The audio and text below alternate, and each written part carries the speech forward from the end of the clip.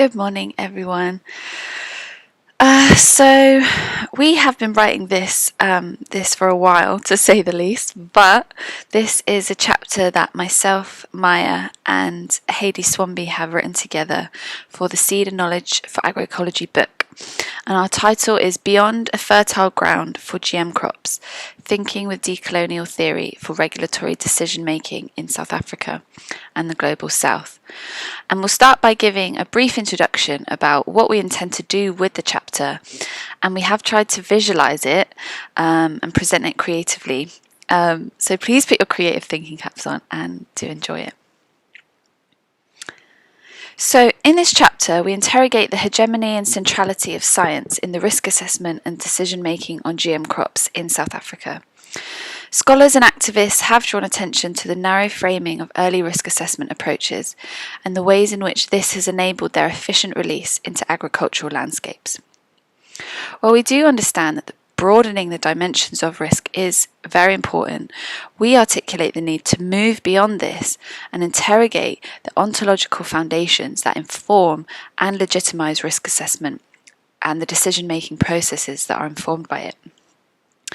In other words, by only adding to the risk assessment framework or trying to retrofit a risk assessment, you're not actually getting to why is a science-based risk assessment the default position for regulation. And so we wonder what other possibilities might there be.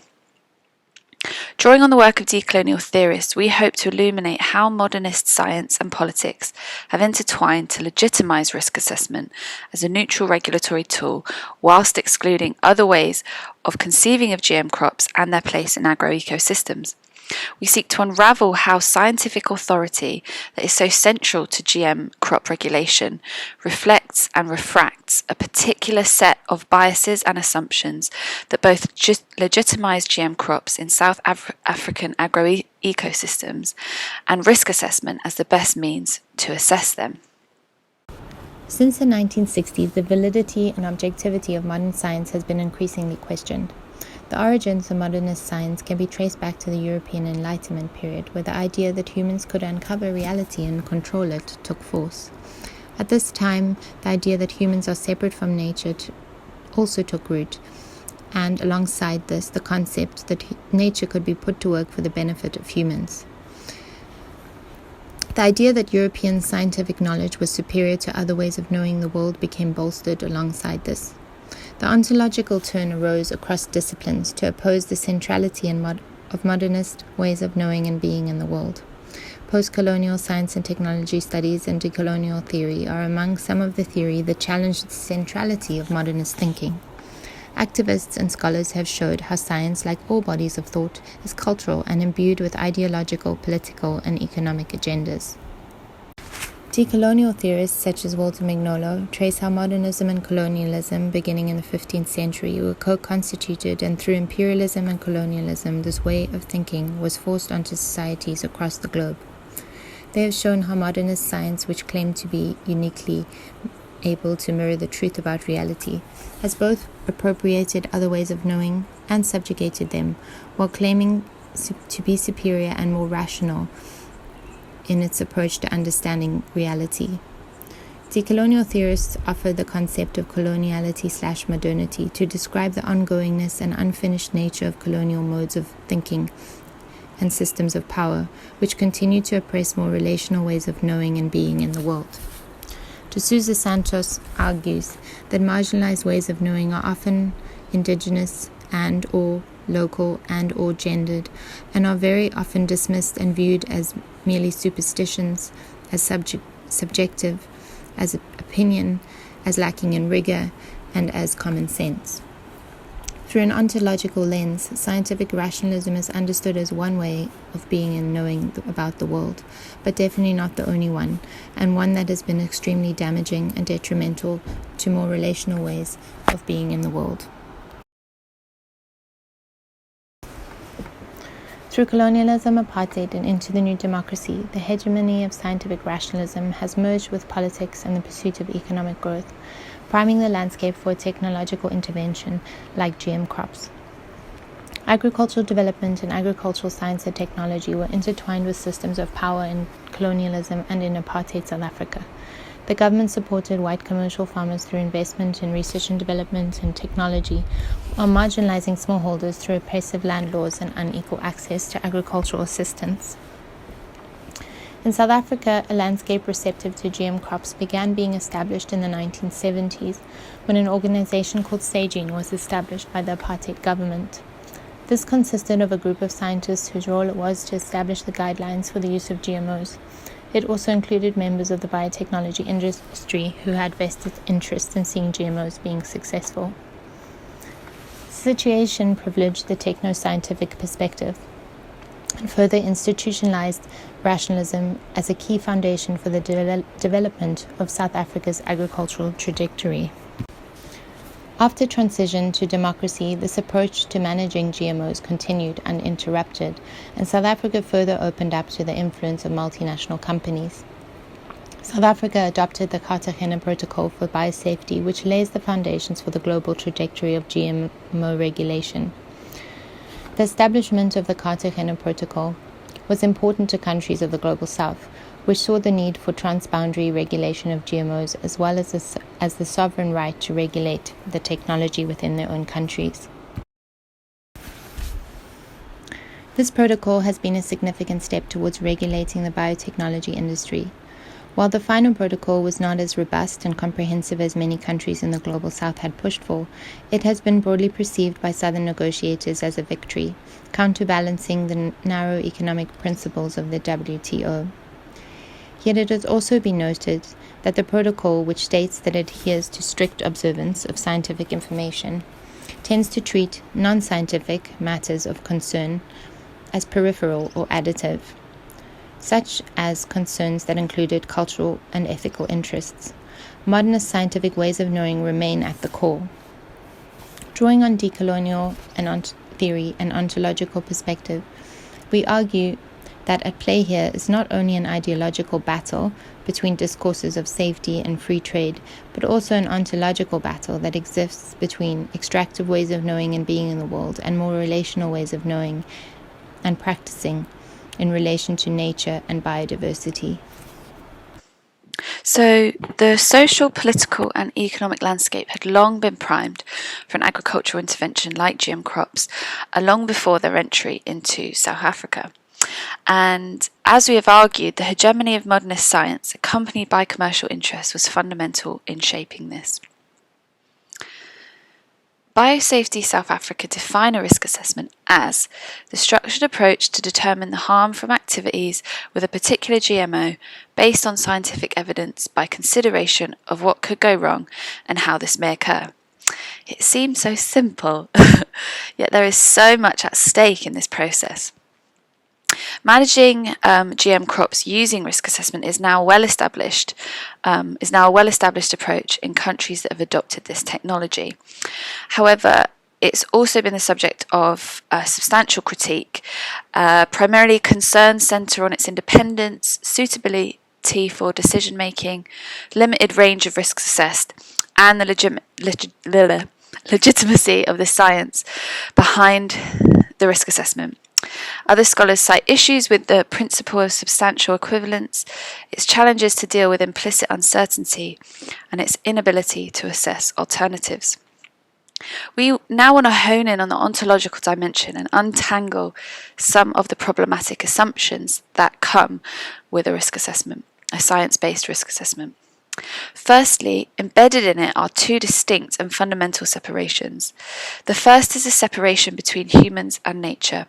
This is reflected in the way a risk assessment separates the evaluation of risk to human and animal health and the environment, and it also leaves the social, economic, cultural and political dimensions of risk largely outside the frame of view. The second separation is between science and society, and this is reflected in the GMO Act, where science-based risk assessments are managed by a scientific advisory council, and policy-based risk management is governed by the Executive Council. As risk assessment is commonly seen as the domain of pure science that should test hypotheses and make predictions, anything non-scientific that addresses social concerns, are seen as lying outside the domain of risk assessment. And it's these conceptual separations that underpin a science-based risk assessment that we see as problematic. And this is the analysis that we think points to the need to go beyond trying to add in more risks to an assessment framework that is based on these problematic separations. And rather, we want to give further attention to the ontological underpinning. In other words, we want to interrogate what knowledge systems inform this risk assessment approach. So these nature-culture, science-society separations are not universal. They emerge to us through a specific way of seeing and knowing about the world. Modernist science, like Maya went into, coming out of the scientific revolution in the 17th century Europe, amongst other things, it emphasised systematic experimentation as the most valid research method, and was premised on these separations between humans and nature, and the superior and objective scientific method that was to be insulated and out of reach from an uneducated and traditional society. Scholarship from decolonial and feminist theory to science and technology studies have all articulated how modernist science is not an activity that is immune to the values and narratives of the society in which it's practiced. Subsequently, we argue that scientific risk assessments are inevitably and actively framed by some normative judgments and not others, and there are value-laden decisions that determine what counts as a relevant risk, what counts as relevant evidence, and even how this evidence should be interpreted. Lastly, we question whether these dominant institutionalised models of science-based risk assessments that are built on reductionist dualisms that separate humans from nature and science from society are even capable of assessing the relational consequences and implications of modern agricultural biotechnologies in the global south. And specifically, this is where most of the world's biocultural diversity is located. So for some concrete examples, GM crops that are engineered to be herbicide tolerant are said to reduce herbicide applications and better control weeds. These benefits are said to come from planting GM crops and spraying it with its herbicide. It's like a package deal. However, when assessing the risk of planting herbicide tolerant GM crops, the herbicide that it's designed to be sprayed with is not considered part of the GM technology and is thus assessed by separate pesticide regulations. In South Africa, if the use of the herbicide has been previously authorised, then the safety of the herbicide application with the GM crop is assumed, and no assessment of the combinatorial effects of multiple herbicide applications is required.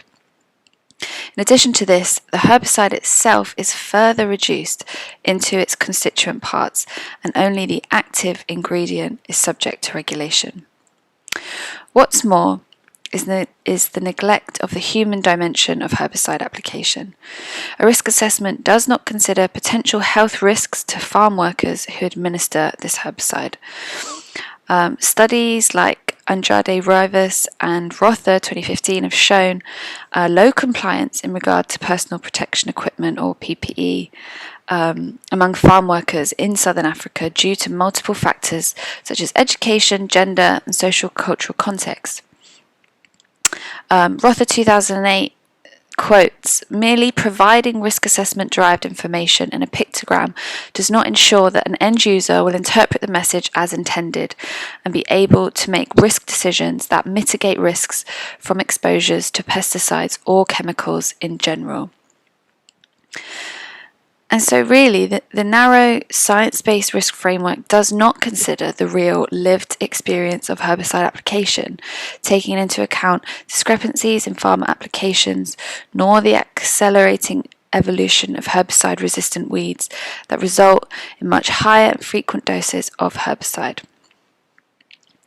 In a similar way, the way in which the principle of the refuge is implemented again demonstrates how the presumed efficiency of objective science enshrined in risk assessment and decision-making around GM crops cannot reliably assess the true nature of risk in an environment that is constituted by a myriad of social ecological relationships. So, A refuge is a portion of a farmer's field that is planted with non-GM seed adjacent to the GM plot with the aim of delaying insect resistance. The farmer commits to planting a refuge in a legally binding technical agreement signed with the industry when buying the seeds. Despite the principle of the refuge in theory, it does not account for a multitude of on-the-ground realities, and the prevalence of insect resistance in South Africa remains high. Studies have shown that in many cases smallholder farmers do not plant a refuge in their field because they are either unaware that they need to comply with certain requirements or that it's too labour intensive and time consuming. The impracticality of refuge design for small-scale farmers has also been said to complicate the management of refugia, and that accurate compliance with refugia would not be easily implemented without significantly changing agricultural practices and landscapes. So, in conclusion, decolonial theorists from the Global South cite how the conceptual resources of these conventional philosophies are inadequate to interact effectively with how sciences and their philosophies do, could, and should function in our multiple and particular contexts today. We argue that by interrogating the ontological underpinnings of GM crops and their assessment in South Africa, discussion can move beyond deliberating what should or should not be included in a risk assessment to make it more inclusive of more concerns, and rather begin to question how science-based risk assessment has been institutionalized as the default appraisal approach and why it continues to embed despite its well-known failings. Thank you.